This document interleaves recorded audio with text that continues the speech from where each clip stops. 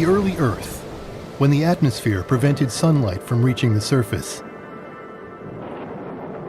Primitive life was about to emerge underground, in the cave of a geyser.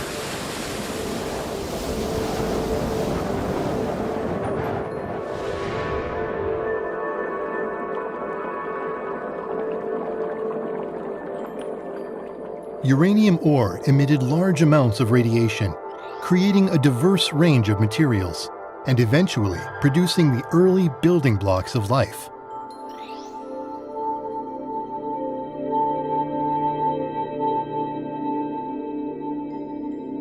Water boiled and rose up to the surface, and the surface water flowed back down into the natural nuclear reactor.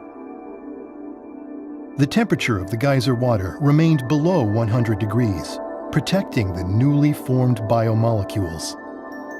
The underground environment was reductive, while the surface environment oxidizing. These conditions were necessary to synthesize biomolecules.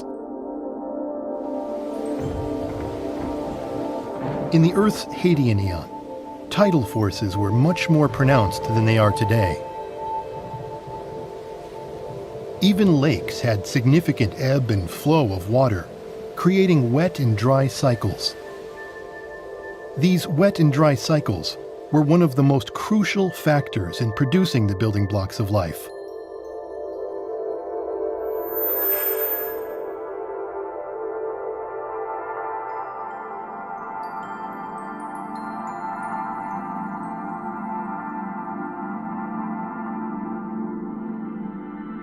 Fatty acids came together, encasing the proto-life molecules.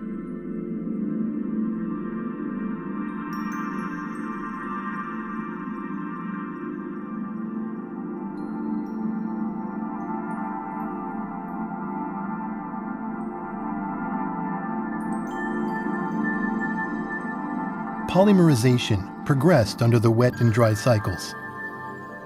Eventually, protein-like basic materials that could act as catalysts were produced.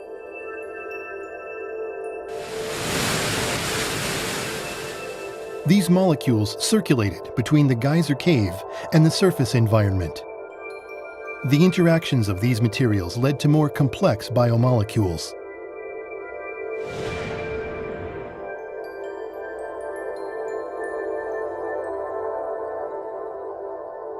Proto-RNA combined with enzyme-like basic materials and evolved into ribozymes, which had the ability to replicate themselves.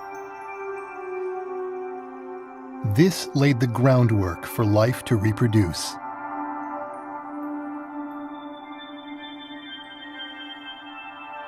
Finally, these molecules were enclosed within lipid membranes, forming primitive protocellular life.